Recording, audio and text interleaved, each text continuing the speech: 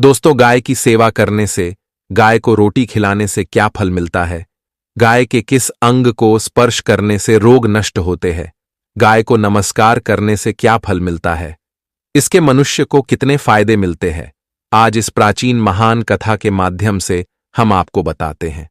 तो चलिए, बिना देरी किए आपको सुनाते हैं गौमाता की यह महान कथा। दोस्तों, एक बार देवर्षि नारद भगवान श्री कृष्ण से मिलने के लिए द्वारका नगरी में पधारते हैं। भगवान श्री कृष्ण के पास आकर नारद जी उन्हें प्रणाम करते हैं। देवर्षि नारद को देखकर भगवान श्री कृष्ण प्रसन्न हो जाते हैं और पूछने लगते हैं, हे देवर्षि, आपका द्वारका में स्वागत है। आज किस प्रयोजन से द्वारका में आने का आपने निर्णय लिया? देवर्षि नारद हर्ष के साथ कहने लगते हैं, हे प्रभु, आप तो सब कुछ जानते हैं, फिर भी इस दास से पूछ रहे हैं। भला आपसे कोई बात छिपी हुई है? मेरे मन में क्या प्रश्न है, आपको भली भांति पता है। भगवान श्री कृष्ण कहते हैं, हे देवर्षि, मैं आपकी द्विधा को जानता हूं और यह भी जानता हूं कि आप समस्त मनुष्य जाति के कल्याण के लिए ही आज यहां पर पधारे हैं। आप निसंकोच होकर पूछे, आपके मन में जो भी प्रश्न हो। फिर देवर्षि कहने लगते हैं, हे प्रभु, यदि आप चाहते हैं तो मैं आपसे एक प्रश्न पूछने की चेष्टा करता हूं। प्रभु, मैं आज पृथ्वीलोक का भ्रमण कर रहा था तो मैंने बड़ा ही विचित्र दृश्य देखा। मैंने देखा कि कुछ दुष्ट मनुष्य गायों को मार रहे थे, वही दूसरी ओर कुछ मनुष्य गायों की पूजा भी कर रहे थे। तो प्रभु, यह दृश्य देखकर मुझे बड़ी व्यथा हुई। मनुष्य खुद के स्वार्थ के लिए निष्पाप पशुओं पर अत्याचार क्यों करता है? हे प्रभु, मेरे मन में यह जानने की जिज्ञासा हो रही है कि जो मनुष्य गाय की सेवा करता है, उसकी पूजा करता है, उसे क्या फल मिलता है, और जो पापी गायों पर अत्याचार करता है, उन्हें कौन सा दंड मिलता है? इस प्रकार से नारद जी द्वारा पूछे जाने पर भगवान श्री कृष्ण मुस्कुराते हुए कहने लगते हैं, हे देवर्षि, आपने बहुत ही उत्तम प्रश्न किया है। जो गायों को कष्ट देता है, उसे तो उसके पाप कर्मों के लिए नरक में दंड अवश्य मिलता है, किंतु जो गायों की सेवा करता है, उन्हें उत्तम लोकों की प्राप्ति होती है। गायों की सेवा करने से पृथ्वी लोक पर और परलोक में मनुष्य को कौन सा फल मिलता है, मैं आपको इस कथा के माध्यम से समझाता हूं। हे देवर्षि, आप इस कथा को ध्यान से पूरा जरूर सुने। इस कथा को जो भी मनुष्य सुनता है और इसका प्रचार करता है, उसके समस्त पाप नष्ट हो जाते हैं, उसे धन धान्य की प्राप्ति होती है और मृत्यु के बाद वह मेरे धाम गोलोक में जाता है। देवर्षि कहने लगते हैं, हे प्रभु, यह मेरे सौभाग्य है कि आपके मुख से मुझे यह कथा सुनने को मिल रही है। मैं इस कथा को ध्यान से पूरा सुनूंगा और इसका प्रचार मनुष्यों में करूंगा। भगवान श्री कृष्ण कहते हैं, हे देवर्षि, प्राचीन काल की बात है। पृथ्वीलोक पर वैवस्वत मनु के वंश में एक दिलीप नाम के राजा हो गए हैं। महाराज दिलीप धर्म का पालन करने वाले, गुणवान, चरित्रवान तथा महापराक्रमी थे। उन्होंने धर्मपूर्वक पृथ्वी का पालन किया और अपनी प्रजा को सदैव ही प्रसन्न रखा। उनकी प्रजा सदैव उनसे संतुष्ट रहती थी। मगध देश की राजकुमारी सुदक्षिणा महाराज दिलीप की पत्नी थी। महाराज दिलीप और महारानी सुदक्षिणा बड़ी ही प्रसन्नता से रहने लगे थे, किंतु अनेक वर्ष बीत जाने के बाद भी महारानी के गर्भ से कोई संतान नहीं हुई। तब महाराज दिलीप एकांत में बैठकर सोचने लगे कि मैंने कभी कोई पाप नहीं किया है और मैंने सदैव ही धर्म के मार्ग पर चलकर ही सभी कार्य किए हैं, फिर भी मेरे किस दोष के कारण मुझे संतान प्राप्ति नहीं हो रही है। इतना सोचकर वे बहुत चिंतित हो गए। फिर उनके मन में एक विचार आया कि इस समस्या का समाधान केवल गुरु वशिष्ठ जी ही कर सकते हैं। वे ही मुझे मेरे दोष के बारे में बताएंगे और पुत्र प्राप्ति के लिए कोई उपाय बताएंगे। इतना सोचकर महाराज दिलीप अपनी पत्नी के साथ गुरु वशिष्ठ जी के आश्रम पर पहुंच गए। आश्रम पर वशिष्ठ जी नित्य कर्म, ध्यान आदि कार्य समाप्त करके अपनी पत्नी अरुंधति के साथ बैठे हुए थे। उसी समय महाराज दिलीप रानी के साथ उनके पास जाते हैं और उनका दर्शन करते हैं। वशिष्ठ जी ने महाराज दिलीप का स्वागत किया और उनकी पत्नी अरुंधति ने महारानी का स्वागत किया और उनका कुशल मंगल पूछते हुए उन्हें आशीर्वाद दिया। वशिष्ठ जी महाराज दिलीप से कहने लगे, हे राजन, सब कुशल मंगल तो है ना? आप और महारानी का आज अचानक वन में मेरी कुटियाओं में पधारने का क्या प्रयोजन है? किस कारण से एक महान सम्राट को अपना राजपाट छोड़कर इस वन में आना पड़ा? इक्ष्वाकु कुल के सभी राजा महाराज पुत्र उत्पन्न करके उन्हें अपना राज्य सौंपकर तपस्या करने के लिए वन में आते हैं। किंतु आप अभी भी जवान हैं। आपने अभी अभी राज्य का कार्यभार संभाला है। आपने अभी तक पुत्र भी उत्पन्न नहीं किया है। फिर आप ऐसे अपना राजपाट छोड़कर वन में क्यों चले आ गए? ये आप जैसे महान सम्राट को शोभा नहीं देता है। फिर महाराज दिलीप कहते हैं, हे महर्षि, मैं आपके यहां पर तपस्या करने के लिए नहीं आया हूं। गुरुदेव, मैं आपके पास सहायता मांगने के उद्देश्य से आया हूं। कृपया आप मेरी सहायता कीजिए, मैं बहुत दुख में हूं। फिर महर्षि अगस्त्य कहते हैं, हे राजन, आपके जैसे महान सम्राट को भला किस बात की सहायता चाहिए?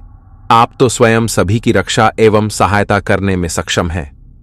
महाराज दिलीप कहते हैं, हे गुरुदेव, मैं आपके पास यह जानने के लिए आया हूं कि किस दोष के कारण मुझे अभी तक पुत्र की प्राप्ति नहीं हुई है।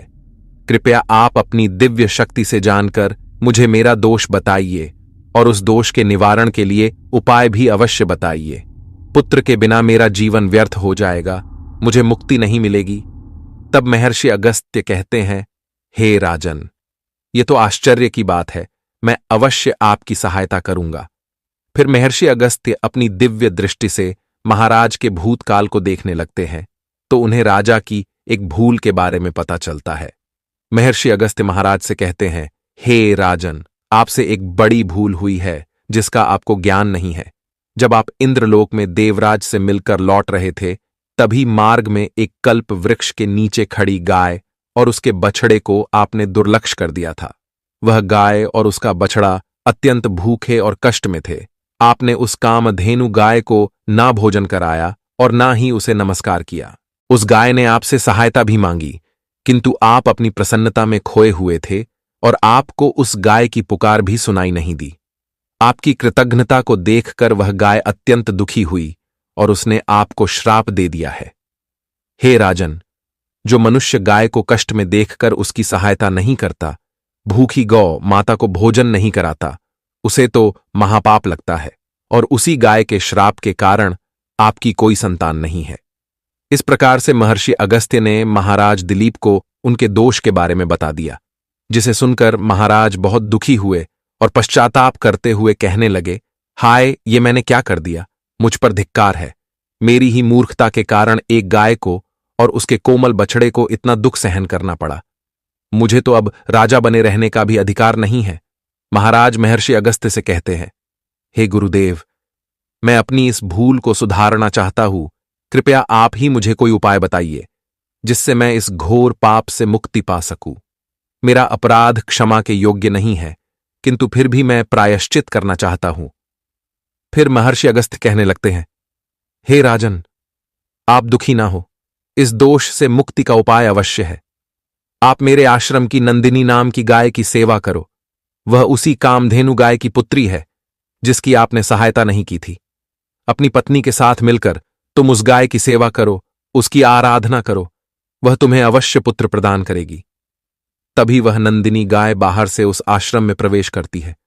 उस गाय को आता देखकर महर्षि अगस्त्य बोले, हे राजन, देखिए, केवल स्मरण करने मात्र से ही कल्याण करने वाली यह नंदिनी गाय स्वयं चलकर आई है।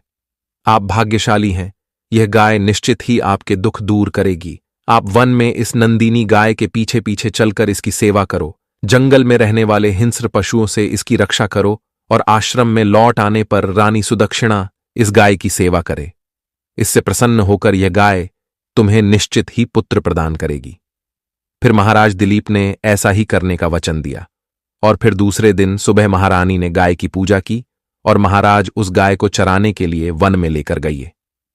जब वह गाय चलने लगती तो महाराज उसके पीछे पीछे चलते, इधर उधर से हरी हरी घास लाकर उस गाय को खिलाने लगते।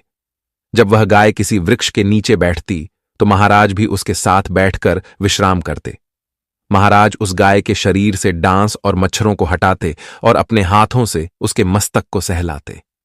इस प्रकार से महाराज उस गाय की सेवा में लगे रहे। जब शाम हुई तो महाराज उस गाय के साथ आश्रम में लौट आए। आश्रम में पहुंचते ही उस गाय ने अपने खुरों से महाराज पर धूल उड़ाई, जिससे महाराज का शरीर पवित्र हो गया और उसके सभी पाप नष्ट हो गए। फिर महारानी सुदक्षिणा ने आगे आकर नंदिनी की अगवानी की और विधिपूर्वक उस गाय का पूजन किया तथा बारंबार उसके चरणों में मस्तक झुकाया। फिर उस गाय की प्रदक्षिणा करके हाथ जोड़कर वह उसके आगे खड़ी हो गई। फिर उस गाय ने उस रानी की पूजा को स्वीकार किया और रानी पर अपनी दृष्टि डालकर उसके सभी दोष समाप्त कर दिए।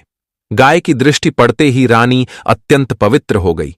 इस प्रकार से महाराज दिलीप को उस नंदिनी गाय की सेवा करते हुए 20 दिन बीत गए। फिर 21वें दिन महाराज जब गाय को लेकर वन चले गए तो वह गाय चरते चरते हिमालय पर्वत पर चली गई और महाराज भी उसके पीछे पीछे चले गए। वहां उस पर्वत पर खड़े होकर महाराज उस हिमालय पर्वत की सुंदरता को निहार रहे थे। इतने में ही एक शेर ने आकर उस नंदिनी गाय को बलपूर्वक दबोच लिया। राजा को उस शेर के आने की आहट तक नहीं हुई। उस शेर के चंगुल में फंसी नंदिनी ने दयनीय स्वर से बड़े जोर से चीत्कार किया, हे महाराज मेरी रक्षा करो, हे महाराज मेरी रक्षा करो। जैसे ही महाराज ने उस गाय की पुकार सुनी तो उन्होंने देखा कि एक भयंकर शेर ने उस गाय को दबोच लिया है और उस गाय की आंखों से आंसुओं की धारा बह रही है, जिसे देखकर महाराज व्यथित हो उठे और उन्होंने तुरंत ही अपना बाण निकाला और धनुष की डोरी पर रखा और उस शेर को मारने के लिए प्रत्यंचा खिंची। उसी समय उस शेर ने महाराज की तरफ देखा। उस शेर की दृष्टि पड़ते ही महाराज का शरीर स्तब्ध हो गया, उनकी शक्ति क्षीण हो गई, उनका सारा बल नष्ट हो गया। अब उनके अंदर उस बाण को छोड़ने की भी शक्ति नहीं रही। फिर वह शेर उस महाराज से बोलने लगा, हे राजन, मेरे ऊपर प्रहार करना तुम्हारे बस की बात नहीं है, क्योंकि भगवान शिव मेरी ही पीठ पर पैर रखकर नंदी पर बैठते हैं। इसीलिए तुम मुझे मारने की चेष्टा मत करो और यहां से लौट जाओ। विधाता ने इस गाय को आज मेरा ग्रास नियुक्त किया है, इसीलिए तुम इसमें दखल मत दो। मैं जानता हूं तुम सूर्यवंश में जन्मे हुए राजा दिलीप हो। इस हिमालय पर्वत पर भगवान शिव की बड़ी माया फैली हुई है, इसीलिए तुम तुरंत ही यहां से निकल जाओ। फिर महाराज बोलने लगे, हे मृगराज, कृपया आप इस गाय को ना मारे। यह महर्षि वशिष्ठ जी की संपूर्ण मनोरथों को पूर्ण करने वाली नंदिनी गाय है। इसकी हत्या करने पर तुम्हें महापाप लगेगा। गुरुदेव ने मुझे इस गाय की रक्षा और सेवा करने का आदेश दिया है। इस गाय का एक बछड़ा भी है जो घर पर इसकी राह देख रहा है। मैं इस गाय को मरने के लिए छोड़कर नहीं जा सकता। तुम भगवान शिव के सेवक हो, इसीलिए तुम्हारे हाथ से इस गाय को छुड़ाना मेरे लिए असंभव है। इसीलिए हे मृगराज, मेरी आपसे विनती है कि आप इस गाय को जीवनदान दो। इस गाय के बदले में मैं तुम्हें अपना शरीर समर्पित करता हूं, जिससे तुम्हारी भूख भी शांत हो जाएगी और इस गाय की रक्षा भी हो जाएगी और मेरे वचन का पालन भी हो जाएगा। साथ ही गौ रक्षा के लिए प्राण त्यागने से मुझे उत्तम गति की प्राप्ति होगी। इतना कहकर महाराज उस शेर के सामने हाथ जोड़कर बैठ गए और आंखें बंद की। फिर अचानक से उस राजा के कानों में स्वर पड़े, बेटा उठो, मैं तुम्हारी सेवा से अत्यंत प्रसन्न हूं। यह सुनकर महाराज उठ खड़े हुए और उन्होंने अपने सामने उस गाय को देखा और वह शेर कहीं दिखाई नहीं दे रहा था। तब वह नंदिनी गाय राजा दिलीप से कहने लगी, हे राजन, मैंने ही अपनी माया से शेर का रूप धारण करके तुम्हारी परीक्षा ली है। यमराज भी मुझे पकड़ने का विचार नहीं कर सकते। मेरी रक्षा के लिए तुम अपने प्राण देने के लिए तैयार थे, इसीलिए मैं तुम पर बहुत प्रसन्न हूं। अब तुम मुझे वरदान मांगो, जो तुम्हारी मनोकामना है वह कहो, मैं अवश्य पूर्ण करूंगी। महाराज दिलीप कहते हैं, हे गौ माता, मेरे मन में जो इच्छा है आप वह अवश्य जानती होंगी। कृपया मुझे पुत्र प्रदान कीजिए, मेरी यही कामना है। फिर उस नंदिनी गाय ने कहा, हे बेटा, तुम पत्ते के द्रोण में मेरा दूध लेकर उसका पान करो, इससे तुम्हें अत्यंत बुद्धिमान और गुणवान पुत्र की प्राप्ति होगी। महाराज दिलीप कहने लगे, हे माता, इस समय पर मैं आपके मधुर वचन सुनकर ही तृप्त हो चुका हूं। अब आप मेरे साथ आश्रम पर चलिए और मैं आपकी पूजा आराधना करके तथा मेरे अनुष्ठान को पूरा करके आपके अमृत समान दूध का पान करता हूं। उसके बाद महाराज दिलीप उस गाय को लेकर आश्रम चले गए। आश्रम में पहुंचने पर महारानी सुदक्षिणा ने आगे आकर उस गाय का पूजन किया। तब उस गाय ने कहा, हे महारानी, आप मेरी पीठ को स्पर्श करें, इससे आपको अत्यंत गुणवान, बलवान और विद्वान पुत्र की प्राप्ति होगी। फिर महारानी ने गाय की पीठ को स्पर्श किया। महाराज और महारानी ने उस गाय की विधिवत पूजा आराधना की और उनके अमृत के समान दूध को प्रसाद समझकर ग्रहण किया।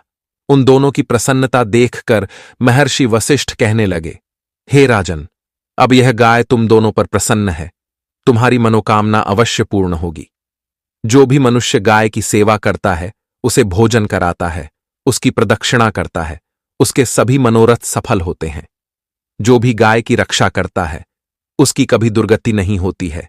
मृत्यु के बाद वह गोलोक में जाता है और भगवान श्री कृष्ण के साक्षात दर्शन करने का सौभाग्य उसे प्राप्त होता है। जो श्रद्धापूर्वक गाय का दूध पीता है, वह सभी रोगों से दूर रहता है।